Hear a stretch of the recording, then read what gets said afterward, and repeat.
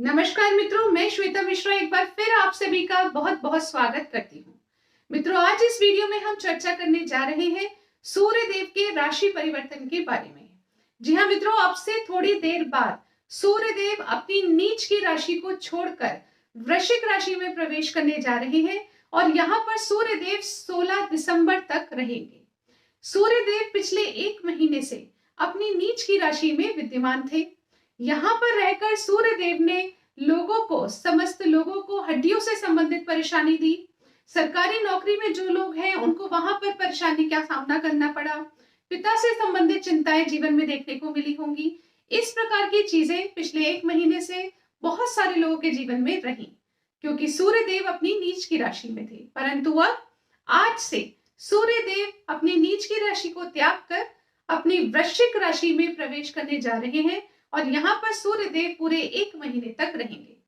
तो आज इस वीडियो में हम चर्चा करेंगे उन 5 भाग्यशाली लग्नों के बारे में जिनके जीवन में सूर्य देव के राशि परिवर्तन से अब आने वाला है अच्छा और बड़ा बदलाव। अन्य लग्नों को भी निराश होने की आवश्यकता नहीं है, क्योंकि वीडियो के अंत में मैं आप लोगों को कुछ ऐसे सरल व सटीक उपाय बताऊंगी जिनको कर लेने से निश्चित तौर पर अगला एक महीना आप लोगों के लिए रहेगा बेहद खास। तो चलिए सर्वप्रथम जान लेते हैं पहले भाग्यशाली लग्न के बारे में, और वह है मित्रों मेष लग्न। मेष लग्न के जातकों के जीवन में सूर्य देव उनके अष्टम भाव में प्रवेश करने जा रहे हैं।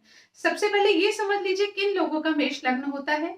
यदि आपकी लग्न कुंडली के प्रथम भाव में नंबर लिखा है 1, तो आप मेष लग्न के जातक हैं।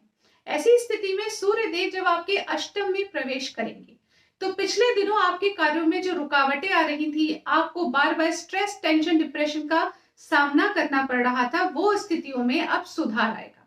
कोई भी प्लैनेट जब 6, 8 या 12 भाव में आता है तो बहुत पावरफुल नहीं रहता। उसी तरह से सूर्य देव भी अभी कोई पावरफुल स्थिति में आपकी कुंडली में नहीं आए हैं, परंतु क्योंकि आपकी कुंडली के कारक ग्रह हैं, अष्टम भाव में जाकर ये आपके स्ट्रेस को, टेंशन को और रुकावटों को कम करते हुए पाए जाएंगे। अभी खत्म नहीं होंगी चीजें, परंतु कम हो जाएंगी और ऐसी स्थिति बन जाएगी कि आप उसको इजीली मैनेज कर पाए। तो ये स्थिति बनेगी मेष लग्न के जातकों के जीवन में। अब आगे बढ़ के जान लेते हैं दूसरे भाग्यशाली लग्न के बारे में, और वह है मित्रों वृष लग्न। वृष लग्न के जातकों के जीवन में सूर्य देव उनके सप्तम भाव में प्रवेश करेंगे। वृष लग्न किन व्यक्तियों का होता है? जिनकी लग्न कुंडली के प्रथम भाव में नंबर लिखा है 2, तो आप वृष लग्न के जातक हैं। ऐसी स्थिति में सूर्य देव जब आपके सप्तम भाव में प्रवेश करेंगे तो आपकी वैवाहिक जीवन से संबंधित यदि कोई चिंताएं चल रही हैं तो वो कम होती जाएंगी। दैनिक रोजगार से संबंधित कोई चिंताएं हैं तो वो कम होती जाएगी। पिछले दिनों आपको डिसीजन लेने में यदि कोई कंफ्यूजन की स्थिति बन रही थी, बार बार आप एक ही बार को बार बार सोच के, अलग अलग तरीके से सोच के भी कंफ्यूज हो रहे थे, वो स्थिति भी अब समाप्त होगी। अब आप पहले से बेहतर तरीके से अपने डिसीजंस ले पाएंगे। आपका मन भी अच्छा रहेगा, बहुत कॉन्फिडेंट आप खुद को फील करेंगे और साथ ही वैवाहिक जीवन और आपके बिजनेस दोनों में ही अच्छी स्थिति आपको देखने को अब मिलने वाली है। अब आगे बढ़ के जान लेते हैं तीसरे भाग्यशाली लग्न के बारे में। तीसरा भाग्यशाली लग्न है मित्रों सिंह लग्न। सिंह लग्न के जातकों के जीवन में सूर्य देव उनके चतुर्थ भाव में प्रवेश करेंगे। यदि आपकी लग्न कुंडली के प्रथम भाव में नंबर लिखा है 5, तो आप सिंह लग्न के जातक हैं। सिंह लग्न के व्यक्तियों के जीवन में सूर्य देव जब उनके चतुर्थ भाव में प्रवेश करेंगे, ऐसी स्थिति में आप महसूस करेंगे कि आपके जीवन में लग्जरी बढ़ रही है। यदि आप घर, गाड़ी, वाहन इत्यादि खरीदना प्लान कर रहे थे, किसी वजह से डिले हो रहा था, तो अब वो स्थिति आपके अनुकूल हो जाएगी। आप घर, गाड़ी, वाहन इत्यादि से संबंधित डिसीजंस ले पाएंगे। घर बेचना चाहते हैं, खरीदना चाहते हैं या उससे रिलेटेड कोई और डिसीजन लेना चाहते हैं, तो उसके लिए समय अब उत्तम रहेगा। यदि आप पॉलिटिक्स फील्ड से हैं तो वहां पर भी अब आपको अच्छे रिजल्ट्स देखने को मिल सकते हैं। आप जिस भी फील्ड में कार्य करते हैं, जॉब करते हैं या बिजनेस करते हैं, वहां पर अब आपकी परफॉर्मेंस बेहतर होती हुई नजर आएगी। साथ ही यदि आप अपनी जॉब में ट्रांसफर एक्सपेक्ट कर रहे थे तो अब उसके लिए भी अच्छे योग बनेंगे। अब आगे बढ़ के जान लेते हैं अगले भाग्यशाली लग्न के बारे में। अगला भाग्यशाली लग्न है मित्रों वृश्चिक लग्न।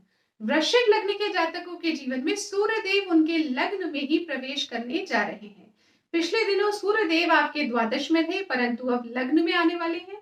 यदि आपकी लग्न कुंडली के प्रथम भाव में नंबर लिखा है 8, तो आप वृश्चिक लग्न के जातक हैं।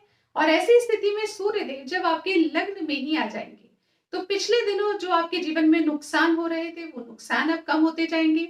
आप जो भी डिसीजंस लेंगे वो आपके लिए बहुत पॉजिटिव रहेंगे, आपके लिए बहुत फेवरेबल रहेंगे। यदि डिसीजन लेने में पिछले दिनों में कंफ्यूजन रहा, तो वो भी स्थिति अब समाप्त हो जाएगी। एक अलग ही दबंग, एक अलग ही कॉन्फिडेंस आपके अंदर देखने को मिलेगा। साथ ही ये समय आपके जीवन साथी के लिए भी उत्तम रहेगा। वैवाहिक जीवन से संबंधित यदि कोई चिंताएं चल रही थी, वो समाप्त होती जाएंगी। इस प्रकार से आपके दैनिक रोजगार में भी एक अच्छी स्थिति देखने को मिलेगी। अपने बिजनेस, अपने जॉब से संबंधित आप जो डिसीजंस लेंगे, वो भी आपके लिए फेवरेबल रहेंगे। तो ये समय आपके बिजनेस, आपके जॉब, आपके कर्म क्षेत्र, आपके करियर के लिए, साथ ही आपकी मैरिड लाइफ के लिए बहुत अच्छा रहेगा और आपकी खुद की पर्सनैलिटी के लिए भी ये समय शानदार रहेगा। अब जान लेते हैं अंतिम भाग्यशाली लग्न के बारे में, और वह है मित्रों धनु लग्न। जी हाँ मित्रों, धनु लग्न किन व्यक्तियों का होता है?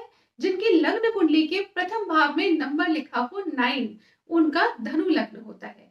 ऐसी स्थिति में सूर्य देव अभी तक आपके एकादश भाव में थे, अब सूर्य देव आपके द्वादश भाव में प्रवेश करेंगे।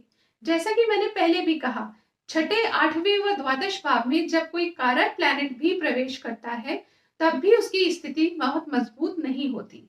तो आपकी कुंडली में भी बहुत मजबूत स्थिति नहीं है, परंतु क्योंकि आपकी कुंडली के कारक ग्रह हैं, तो द्वादश भाव में प्रवेश करके भी आपके लॉस को कम करेंगे। यदि बार बार आपकी तबीयत खराब हो रही है, आपकी सेहत पर बार बार खर्चे हो रहे हैं, उन खर्चों को भी कम करेंगे। यानी फिजूल के जो खर्च पिछले दिनों हो रहे थे, उनको अब ये कम करते हुए नजर आएंगे। साथ ही आपके कार्यों में यदि कोई रुकावट चल रही थी, वो स्थिति भी अब पहले से बेहतर होती हुई नजर आएगी। सेहत से संबंधित भी सुधार आपके जीवन में देखने को मिलेगा। इससे भी अच्छे फल आपको 1 महीने बाद प्राप्त होंगे, जब सूर्य देव आपके द्वादश भाव को छोड़कर आपके लग्न में प्रवेश करेंगे।